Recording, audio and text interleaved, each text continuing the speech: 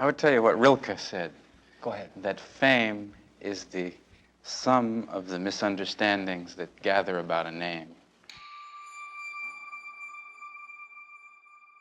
This is Warren Beatty. Warren Beatty. Warren Beatty. Warren Beatty. Warren Beatty. Warren Beatty. Warren Beatty.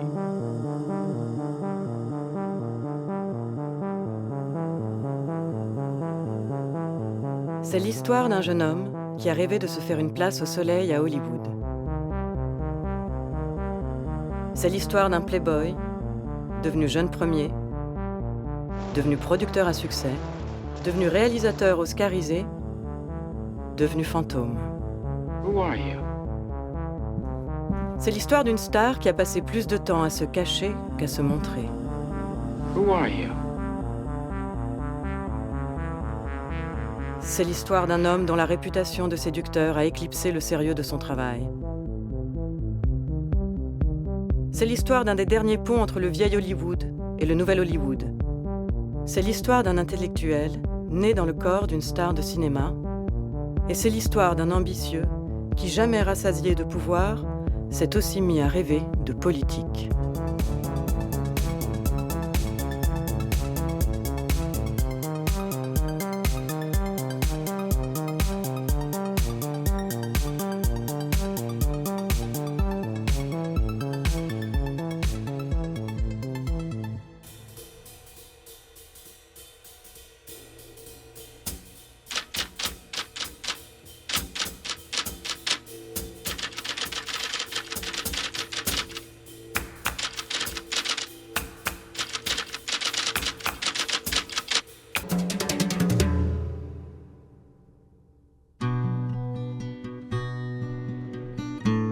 Henry Warren Beatty est né le 30 mars 1937 à Richmond, en Virginie, de deux parents professeurs qui l'élèvent dans la religion baptiste.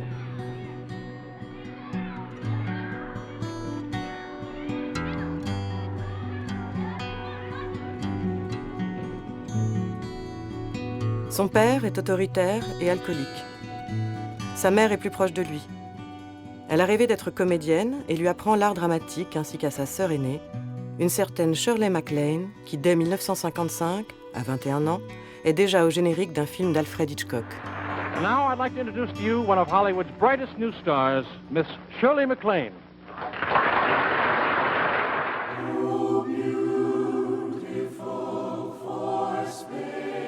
En 1955, Warren, lui, est encore au lycée, où il brille surtout comme footballeur.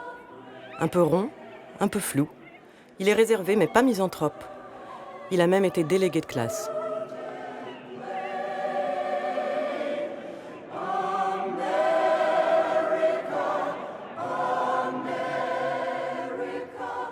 Beatty décide ensuite de prendre des cours de théâtre à New York, avant de décrocher son premier job côte ouest à Hollywood.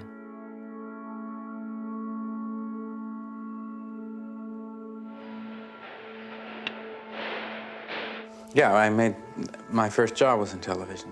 I was studying acting because I wanted to be a director, really. I never intended to be an actor. And a friend of mine asked me if I would do an audition with him for CBS, which is a network in the United States.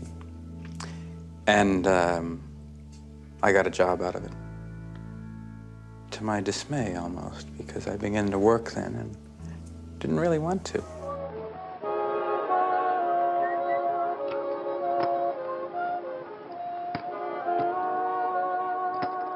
Le jeune Beatty n'est pas encore très à l'aise face à la caméra.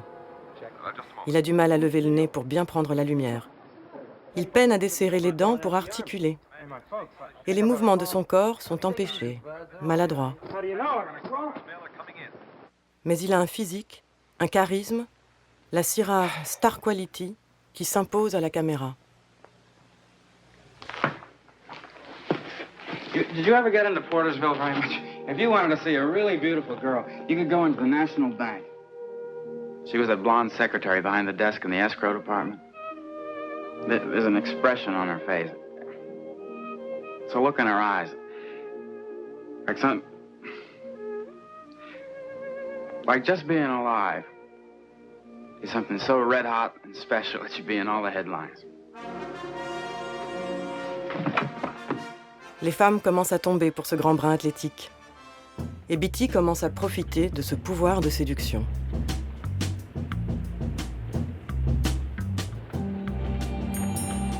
Dans un restaurant, il a dragué puis conquis Joan Collins, starlette en pleine montée de succès à cette époque. La notoriété de Collins n'est pas indifférente à l'attraction qu'elle exerce sur le jeune aspirant acteur. Il sait qu'en sortant avec elle, il s'attire une publicité gratuite. Ils forment un couple. Beatty la présente à ses parents. Collins l'emmène dans son pays d'origine, l'Angleterre, pour une présentation à la reine-mère. Joan Collins.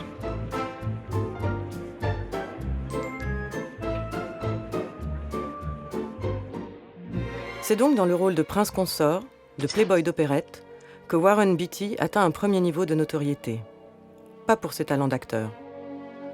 Et ça dure juste assez longtemps pour qu'il prenne la mesure que dans la ville des stars, il n'en sera peut-être jamais une. Il ronge son frein, fait et refait la liste des grands réalisateurs avec lesquels il aimerait travailler.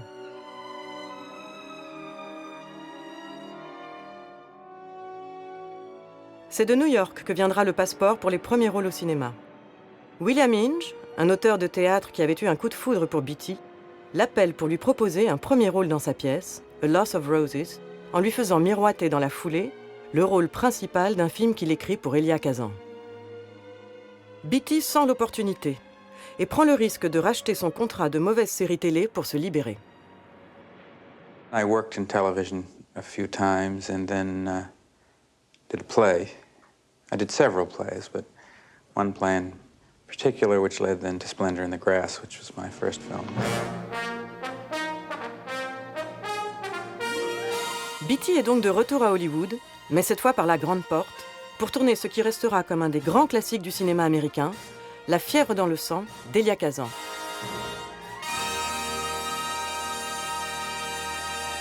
This is Warren Beatty. He starred on Broadway.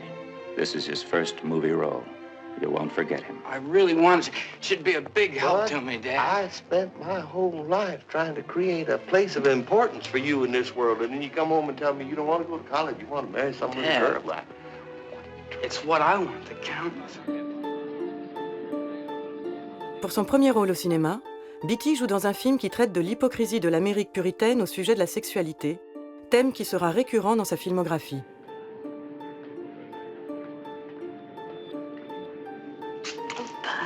Bud, le personnage de Beatty, est tiraillé entre son amour pour la prude Dinny et son désir pour une fille plus facile. I think she's disgraceful. The way she stands there waiting for Wait one a of the minute. players. Wait a minute. There isn't any reason in the world why I should speak to her. Well, more than speaking to Well, what do you think I'm supposed to not notice her? Is that what you expect out of me? I'm not even supposed to know girls like that exist, huh? Kazan a dirigé Marlon Brando dans un tramway nommé Désir et James Dean dans À l'Est d'Éden. Il aurait bien repris James Dean dans le rôle de Bud, ce jeune homme en butte à l'autorité de son père. Mais Dean est mort, et Kazan se laisse convaincre que Beatty a l'étoffe de ses deux prédécesseurs. Kazan probably utilizes his own talent and the talents of the people around him more efficiently than anyone I've ever met. And that's the ideal person to train a young, ignorant actor in his first film. And so that was quite a lucky break for me. Beatty explose d'un coup, au moment même où la carrière de Joan Collins marque le pas. Beatty la quitte, lui préférant sa partenaire Natalie Wood, enfant star appartenant à la mythologie hollywoodienne. Se lier à elle, c'est se lier à l'histoire du cinéma.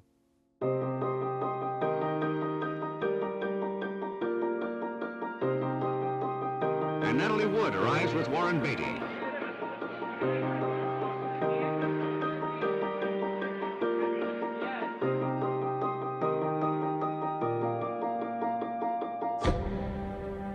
La malheureuse Natalie Wood va vite comprendre qu'elle n'est pas la seule à avoir les faveurs de Beatty. Sa réputation de Don Juan se répand comme une traînée de poudre à Hollywood.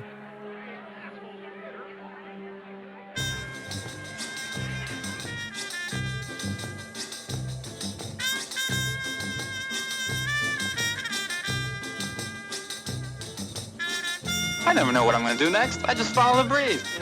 I just live for kicks.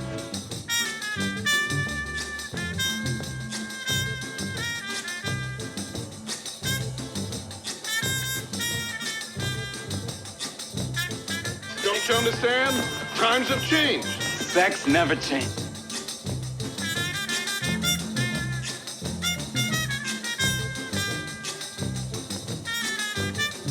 Toute la ville connaît la question avec laquelle Beatty lance la conversation au téléphone avec les filles qu'il drague. « What's new, Pussycat ?» Une phrase d'accroche tellement populaire qu'elle inspirera même un film dans lequel Beatty doit jouer. Mais échaudé par la place que prend dans le projet un jeune acteur scénariste nommé Woody Allen, Beatty claque la porte, persuadé, en vain, qu'on va revenir le chercher, tant son succès a été éclatant dans La fièvre dans le sang. I was lucky that the first one was a hit, because then, since then, I've been able to make a movie whenever I wanted to make it, because I've been what they call financeable, whatever that means. Devenu star du jour au lendemain, Beatty savoure ce statut, commence à faire le difficile, refuse des dizaines de scénarios.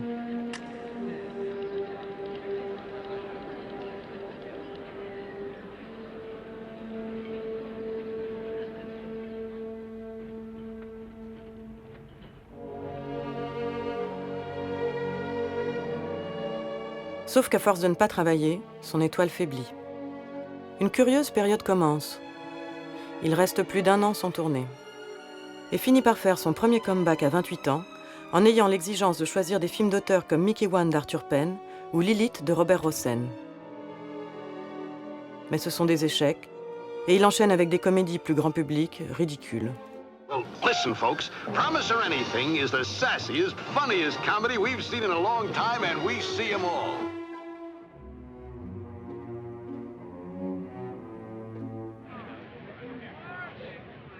Il commence à prendre conscience qu'à ce rythme, il risque de n'avoir été qu'un beau gosse de plus à Hollywood, l'acteur de quelques rôles et puis s'en va, tel un George Hamilton.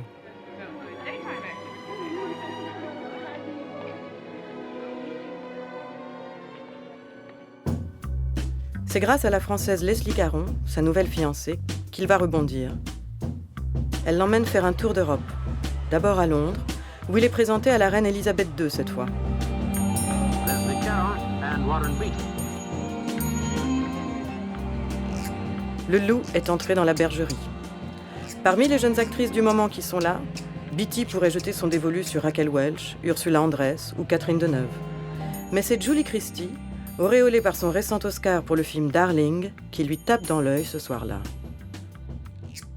We really must accommodate the fact that a woman needs a lover. Mais pour l'heure, Beatty sort encore avec Leslie Caron, qui l'emmène à Paris où elle lui présente François Truffaut, à qui on vient de proposer le scénario de Bonnie and Clyde. L'adaptation d'un fait divers ayant défrayé la chronique aux États-Unis sur un couple braqueur de banque et meurtrier. Truffaut ne veut pas le faire, mais leur conseille de le tourner ensemble. L'idée ne tombe pas dans l'oreille d'un sourd.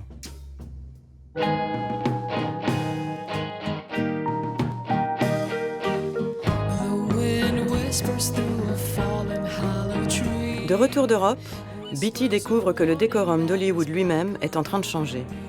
Acteurs, producteurs et réalisateurs ne s'endimanchent plus pour boire du champagne le soir dans leur villa sur les hauteurs de Beverly Hills. Non. Désormais, ils préfèrent partager sandwich et bière le dimanche après-midi dans des bungalows sur la plage de Malibu. Surtout, ils n'entendent plus seulement être les employés des studios, mais deviennent eux-mêmes producteurs, à l'instar de Kirk Douglas. Cela donne des idées à Warren Beatty.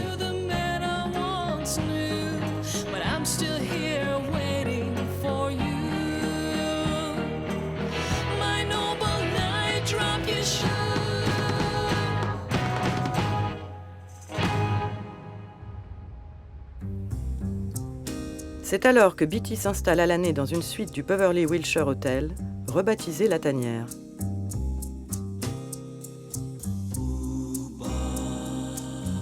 C'est de là, désormais, que pendu pendant des heures au téléphone, il va à la fois draguer les filles et organiser sa carrière.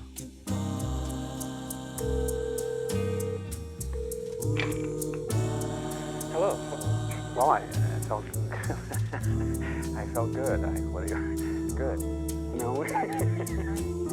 Well, I don't know, Katie. I don't know. Well, think about it, Warren. Côté carrière, il demande à lire le scénario de Bonnie and Clyde dont lui avait parlé Truffaut. Au bout de quelques pages, il appelle les auteurs du scénario en leur expliquant que non seulement il veut le jouer, mais qu'il veut aussi le produire. If I didn't control a film and do it exactly the way that I wanted to, I would lose interest in movies completely. And in fact, that did re-interest me in movies.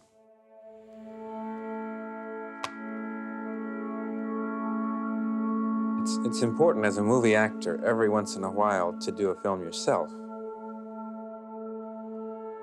Pour sa première fois en tant que producteur, Beatty prend un risque. D'autant que Warner, le studio où Beatty veut faire produire le film, n'y croit pas beaucoup.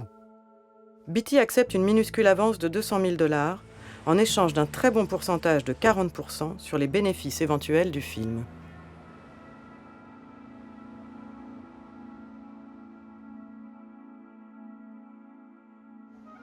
Well, I'm Miss Bonnie Parker, and this here's Mr. Clyde Barrow. We rob banks. Et pour l'adaptation de ce fait divers sanglant, il choisit d'embaucher comme réalisateur Arthur Penn, le plus nouvelle vague des Américains, et Faye Dunaway comme partenaire. Exit Leslie Caron. Bonnie and Clyde crée une rupture en montrant des scènes de fusillade et de mort jusque-là tabous dans le cinéma américain. C'est l'acte de naissance du nouvel Hollywood. Un cocktail inédit mixant davantage de violence, davantage de sexe et davantage d'humour, le tout sur un fond politique bien précis.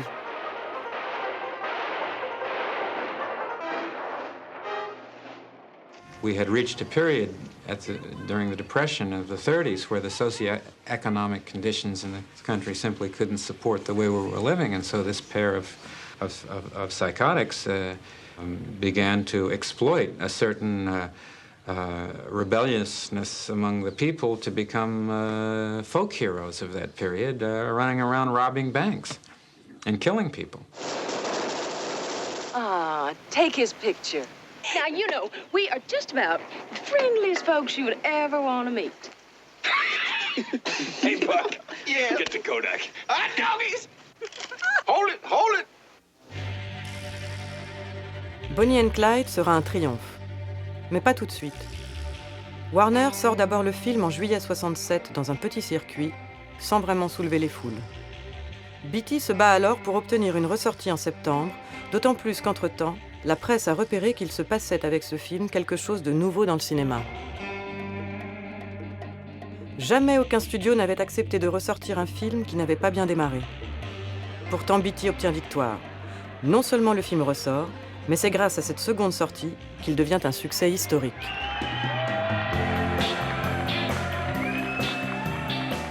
Rien qu'à lui seul, Beatty touchera $6,5 millions, soit 30 fois l'avance que lui avait concédé Warner.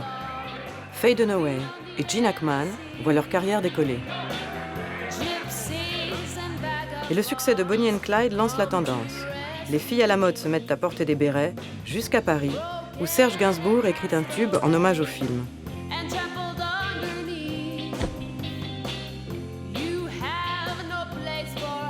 Where's Faye? Up there?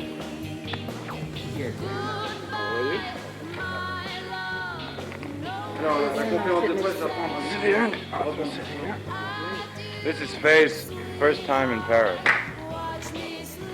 wish that man afford it. Hey.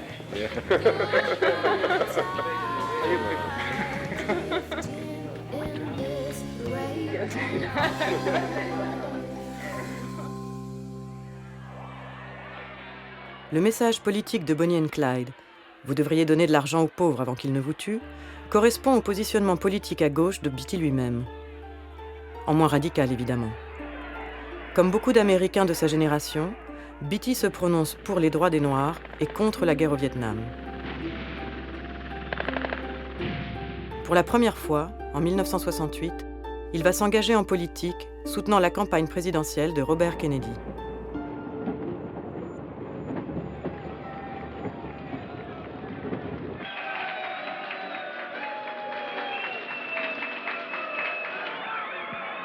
and that what has been going on within the United States over the period of the last 3 years, the divisions, the violence, the disenchantment with our society, the divisions, whether it's between blacks and whites, between the poor and the more affluent, or between age groups, or on the war in Vietnam, that we can start to work together. We are a great country and a selfish country, compassionate country. Senator, this way. This way. No, this way.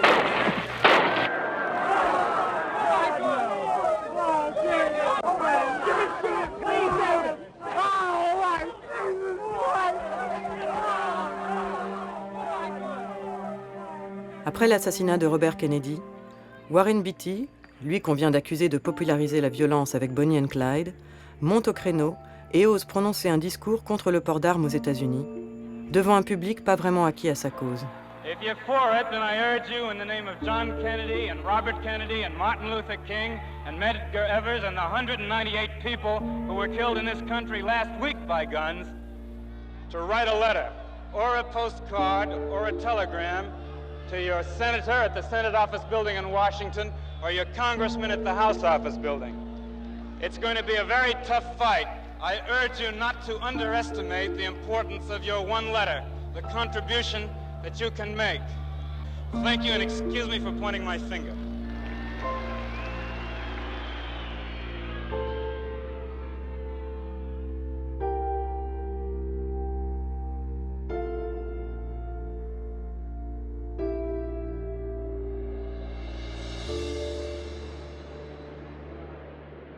À partir du succès de Bonnie and Clyde, à partir du moment où Hollywood est à ses pieds, va se mettre en place un étrange jeu morbide.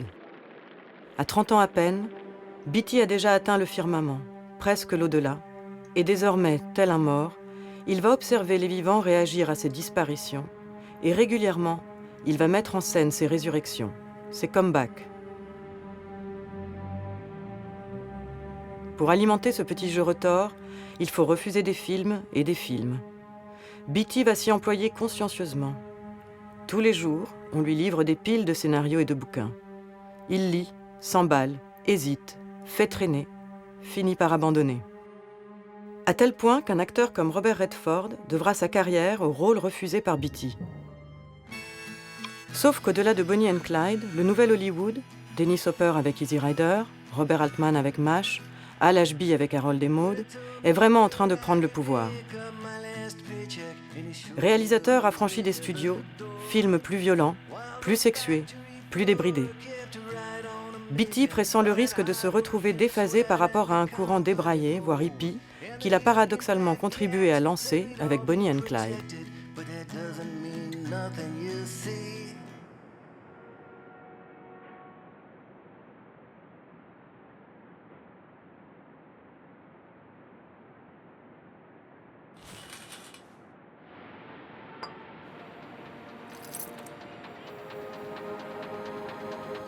Parmi les réalisateurs en vogue du nouvel Hollywood, Beatty choisit d'abord de travailler avec Robert Altman, le réalisateur de MASH.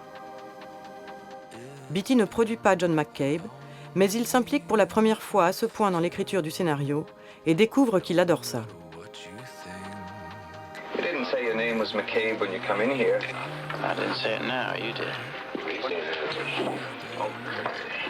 Budgie McCabe? Gunfighter?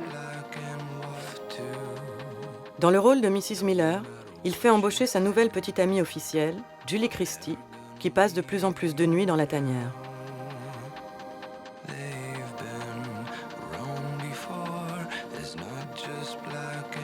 Le donjuanisme de Beatty va en prendre pour son grade avec cette féministe indépendante et tempétueuse.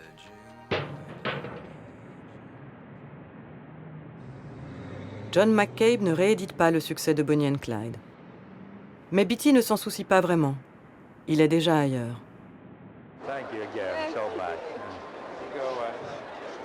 Beatty délaisse alors en effet à nouveau le cinéma.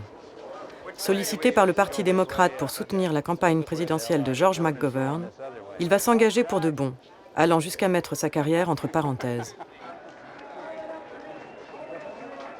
Through a series of rock concerts, Warren Beatty is raising hundreds of thousands of dollars for McGovern. The McGovern staff doesn't always like it. They say they're wasting time running Beatty's concerts when they should be running a campaign.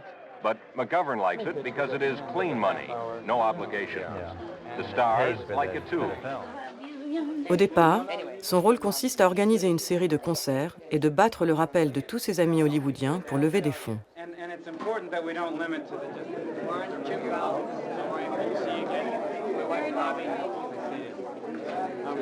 Did you meet my wife?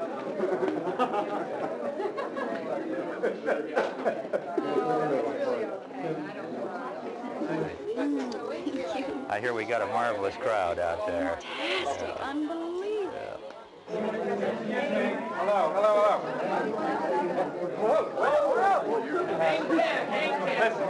Listen, you're all welcome at all places. That's what these little things mean. So if you want to come back during the show, by all means do that. The senator will be back here a little later, and so on and so forth. And also if you can mill around royally at intermission. And I think we should go out right now. Let's go. Lui qui refuse de faire la promo de ses films, lui qui répugne à parler de sa vie privée, va accepter de faire des talk-shows pour soutenir McGovern.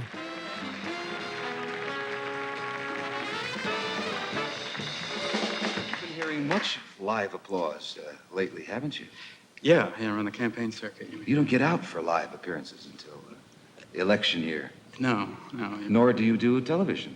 No, I don't do the talk shows very often. Do you know how hard we've tried to get you, and it took a campaign to get you here? Huh? Yeah. Well, I'm sorry. Why? You're a bright young man, and I just... You make a very nice impression. I usually feel a little silly talking about myself on the talk shows. At this time, difficult for you because obviously you're not working at your own career right now. No, I haven't worked at all in the past 3 months because I've been working all the time on this campaign. And then I've been working in the campaign for almost a year, about 14 states. You must be exhausted. Let me do a commercial. I want to sit down. Oh, of course, right away. After this word.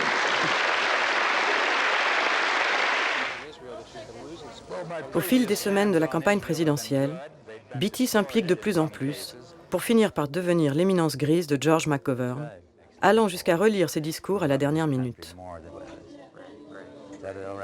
Nope, this is an unbelievable crowd.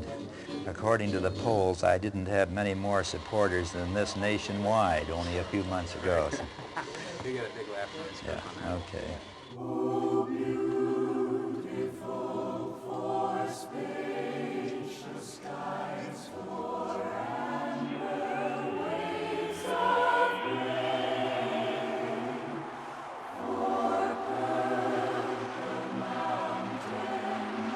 McGovern perdra l'élection face à Richard Nixon.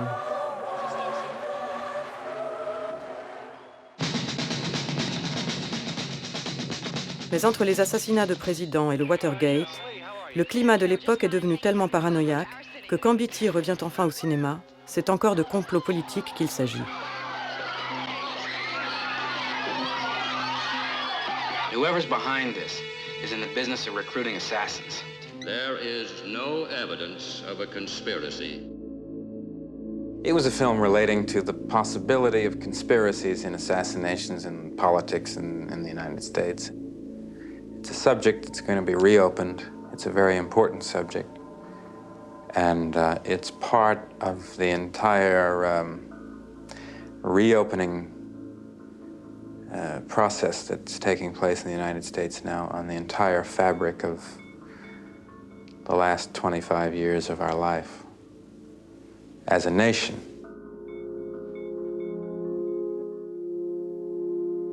Warren Beatty est-il un grand acteur? Il n'est pas un ténor de la composition comme Jack Nicholson ou Al Pacino. Il n'est pas non plus le meilleur émule de la méthode de l'acteur studio comme James Dean ou Marlon Brando.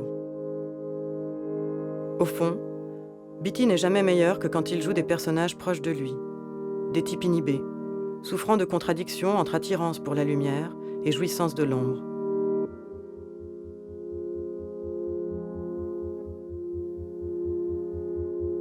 Et s'il n'avait désiré être une star que pour pouvoir mener à bien ses projets de réalisateur-producteur.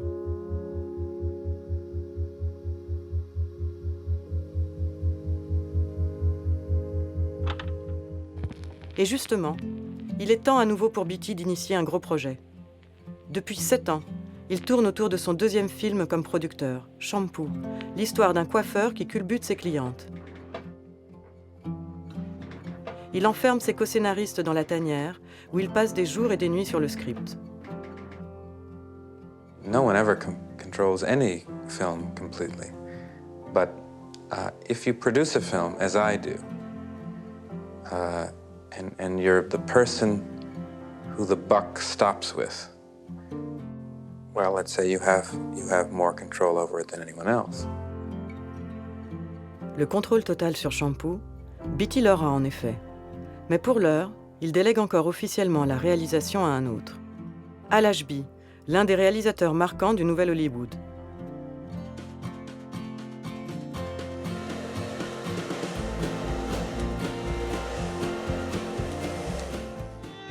Columbia Pictures presents Shampoo.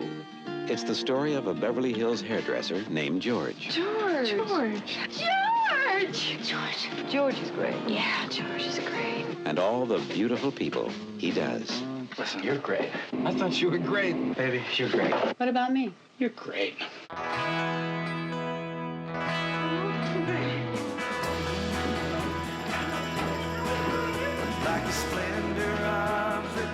Either come in or stay out. Shut the door, honey, come on. Just don't let the steam out. Oh. Now, when I make a film like Shampoo, I'm not interested, basically, in how people perceive it. I'm interested in telling the truth. Consequently, as embarrassing as I might find it, as distasteful, as cruel as this comedy may be, in its sexual context, etc., I try to tell the truth. I go into that shop, and they're so great looking, you know, and I'm doing their hair, and they feel great, and they smell great. That's it. It makes my day. I mean, it makes me feel like I'm gonna live forever. Le scénario de Shampoo joue allègrement sur l'effet miroir entre ce personnage d'homme à femme et la réputation de Beatty lui-même. De Goldie Hawn à Julie Christie, Beatty est passé dans les bras de plusieurs actrices du film. Mais malin, Beatty, pour s'éviter les critiques trop sévères des féministes, fait de son personnage, d'abord roi de la basse-cour, un homme finalement dépassé par les femmes. What are you trying to do? I want you to marry me. It's too late. We're not dead yet. That's the only thing that's too late.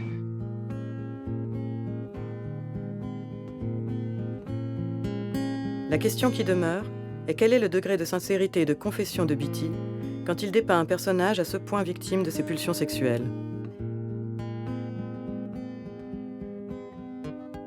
I just want us to have a normal life like everybody else. Get up early and take you out to a movie on the weekend.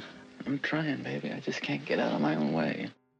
I want to know what makes you irresistible to women. I mean, I would like to take lessons. I mean, have you got a good-looking pill on you, or why are you irresistible to women? Most of the beautiful women in the world are after Warren Beatty. Now, how can we change that? What should I do first? Well, how do you want me to handle that question? Well, I would like to know why you're... ways on this question. All right, the first way is why is Warren Beatty irresistible to so many popular, good-looking, fun-loving, intelligent women? Could I get back to you on this question? You mean by mail? Est-ce que collectionner autant de conquêtes aura épanoui Beatty, ou l'aura bien au contraire, comme son personnage dans Shampoo, rendu seul, malheureux, quasi pathétique?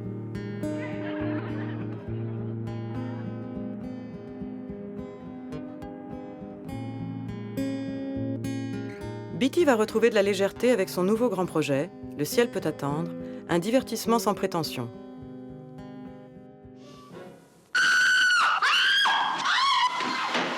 Deux fois producteur de gros succès, scénariste assumé désormais depuis le triomphe de Shampoo, il restait un poste à conquérir pour Beatty. C'est celui de réalisateur. Cela fait longtemps qu'il tourne autour et, pour la première fois, il se lance. I want you to look at me and listen very carefully to what I'm saying. Yeah? This is not a dream. You trying to tell me I'm not supposed to be here? But you are here. Well, you guys made a mistake. There is no mistake. Anybody can make a mistake. Something that was clean and funny and romantic would be a good way to spend an hour and a half or 2 hours. The problem with me was that I had to spend a year to make it. And that's a lot of work.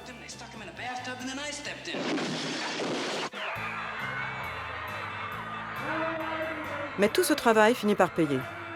Le ciel peut attendre est un triomphe. Il rapporte au seul Beatty pas moins de 15 millions de dollars et 9 nominations aux Oscars. Beatty n'a jamais été aussi fort. Désormais, il est l'un des principaux players d'Hollywood. Il a le pouvoir de faire ce qu'il veut. La presse le sacre alors roi tout-puissant d'Hollywood. The real beauty of what Beatty has done with Heaven Can Wait as producer, co-writer, co-director, and star is that he's made a thoroughly engaging movie experience out of what is basically kind of a fairy tale. But I still, as good as that film is, do you really think that's the best use of your talent? Fairy tale? Mm-hmm. The fantasy, the whole fantasy idea. Gee, I don't know. I mean, the best use of my talent, I'm not even sure I should be making movies. In fact, your surprise surprises me slightly. Maybe the question is more like the best use of your clout. Because obviously you are a man with some power in Hollywood, in the movie industry. You can get things made, you can make things happen, right? Do I think it's the best use of my clout? I think you want to know on that, and I think you're going to get it. No. No? No. Then why didn't you use your clout more? Well, do I have to use my clout every time for more?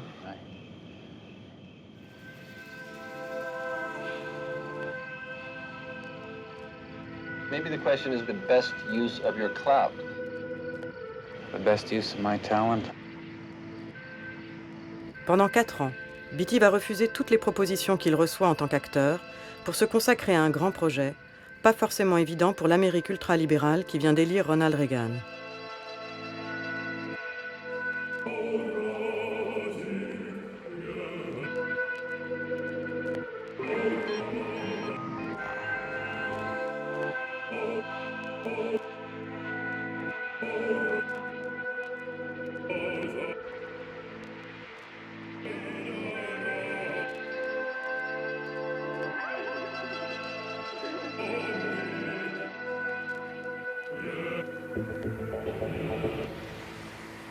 Cela fait 10 ans qu'il travaille à Reds, l'adaptation de l'histoire vraie de John Reed, fondateur du Parti communiste américain, parti rejoindre la révolution russe en octobre 1917.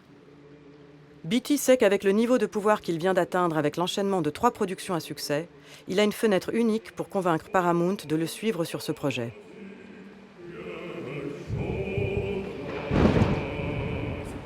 John Reed made people uncomfortable in this country. Just as socialism makes people slightly uncomfortable in this country, and communism makes them more than uncomfortable.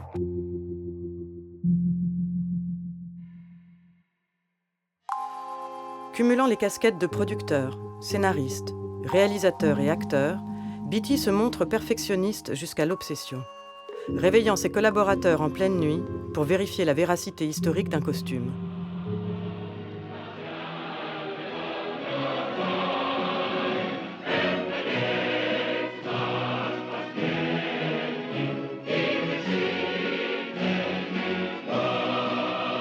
Reds restera devant l'histoire comme le grand film de Beatty. En termes de budget, 35 millions de dollars. En termes d'audace, un film sur la révolution russe produit aux États-Unis au pire de la guerre froide.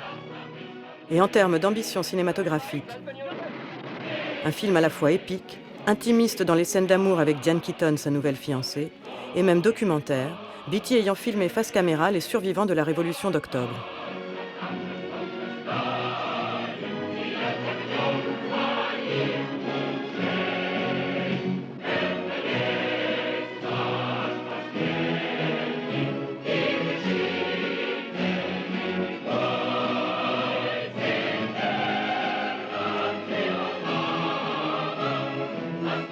The winner is Warren Beatty for Reds.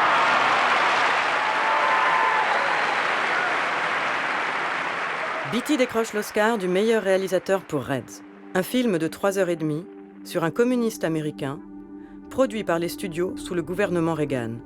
Ce n'est pas une petite victoire pour l'ancien playboy de mauvaise série télé. Et si Beatty ne s'était pas battu, pied à pied, pour que le film existe, qui d'autre que lui l'aurait fait? It's something that I had to do, that I'd spent a long time, working on, and I really couldn't, I couldn't not do it. Warren, why do you do it? Why not just sit home and do guest shots in other people's movies and earn a living that way? That's a good question, and I don't really have an answer for that. But I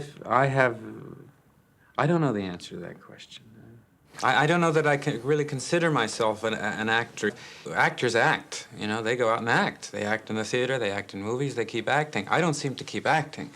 That's not to say that I don't think that I'm, acceptable as an actor, but I don't spend an awful lot of time acting, obviously. But, I read that you turned down films like The Godfather, The Sting, Gatsby. Why, if that's your profession?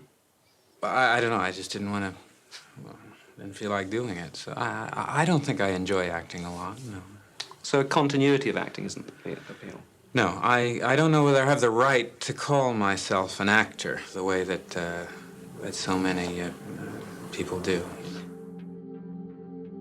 I don't think I enjoy acting a lot, no. Après Reds, Beatty ne tournera pas pendant 6 ans. Pendant ce temps-là, Hollywood a déjà changé. De jeunes réalisateurs-producteurs font exploser le box-office avec des films plébiscités par le jeune public. Une génération qui va passer à côté du nom de Warren Beatty. Il entretient un rapport avec la réalisation de plus en plus compliqué, ne voulant pas entendre parler de limitation de temps ou de budget, alors qu'en dépit de son succès critique, Reds n'est pas rentré dans ses frais, loin de là.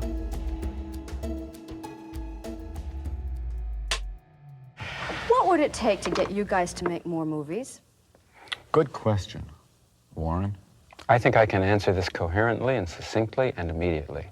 It would take the ability to go out and shoot movies as we're preparing them and have an unlimited amount of time to make mistakes, come back, redo it, do it again, come back, redo it, look at it, go back, do it again.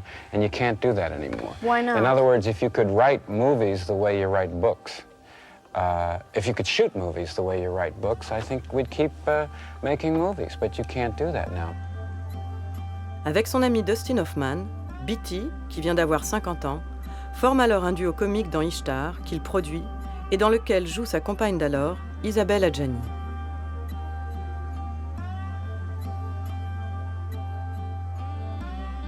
Hollywood s'alerte d'abord d'un tournage pharaonique, explosant le budget initial.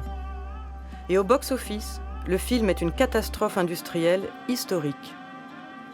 Beatty est tenu responsable de ce qu'on appelle alors le Warren's Gate, symptôme d'un déphasage grandissant avec l'industrie.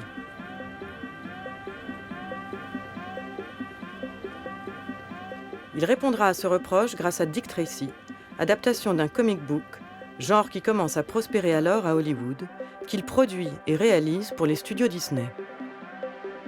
Stylisé grâce à l'utilisation jusqu'au boutiste de couleurs primaires, le film attrape aussi l'air du temps en bénéficiant dans le rôle de la femme fatale de la présence de la chanteuse Madonna, énième liaison de Beatty.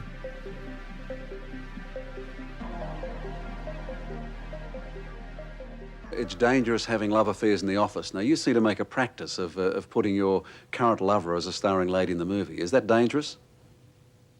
Well, I'm not, you ain't gonna get me to answer that question. So I can't talk about personal relationships, never have been able to do it.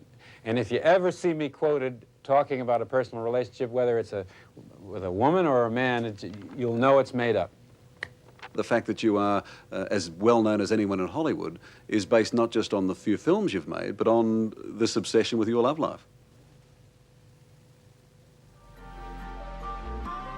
Madonna, au contraire, n'a pas peur d'exhiber sa vie privée. Elle réussira même à piéger Beatty dans une scène d'intimité pour le documentaire In Bed with Madonna, qu'on peut voir aujourd'hui comme l'une des premières téléréalités. This is crazy. Nobody talks about this on film? Talks about what? The insanity of doing this all on a documentary. Well, this is a serious matter, your throat, yes? Why should I stop here? But does anyone say it? Who's anyone? Well, anyone that comes into this insane atmosphere, you realize they all feel it when they come into this atmosphere. When they come into your dressing room, when they come wherever you are, they feel crazy. Now, do they talk about it? No, they accept it. Well, why don't they talk about it? 'Cause. Well, you want to think about that, don't you? No, I don't. So let's get back to my throat. Do you want to talk at all off camera? You have nothing to say. She doesn't want to live off camera, much less talk. I think that's what it is. There's nothing to say off camera. Why would you say something if it's off camera? And tomorrow you're going to be What point is there of existing? The producer, the star of Dick Tracy, Warren Beatty.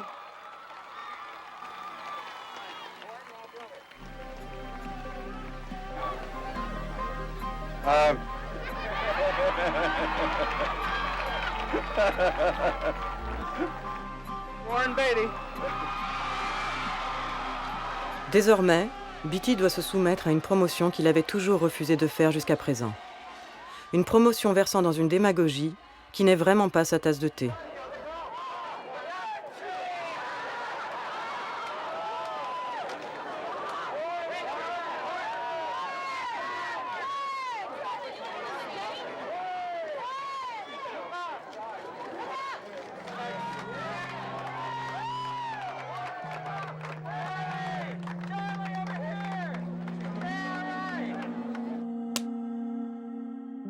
Un an plus tard, pour Bugsy, l'histoire d'un gangster narcissique et vain, obsédé par Hollywood, Beatty organise le casting de l'actrice principale et retient une jeune première nommée Annette Bening.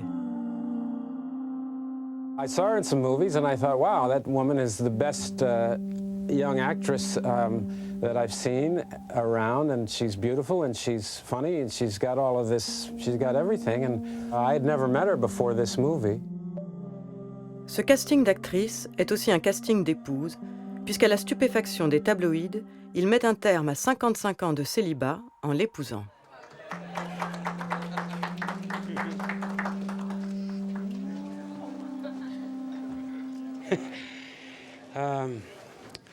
Hello, what am I to do?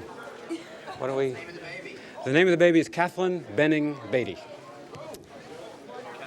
Kathleen. Yes.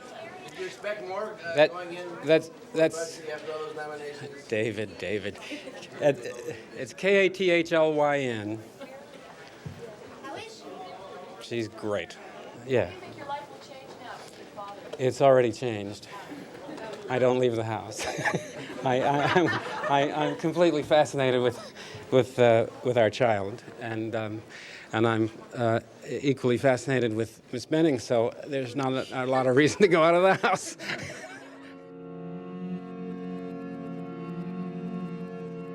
Le mariage de Beatty sonne le glas de la parenthèse hédoniste que se sont offerts les Don Juan des années 60 grâce à la révolution sexuelle.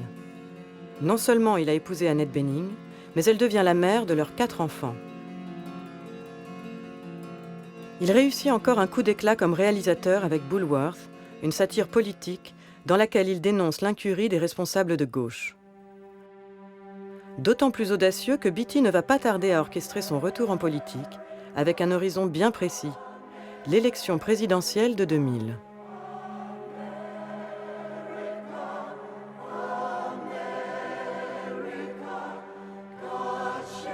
Warren Beatty seems to be thinking about a career change from actor to presidential candidate.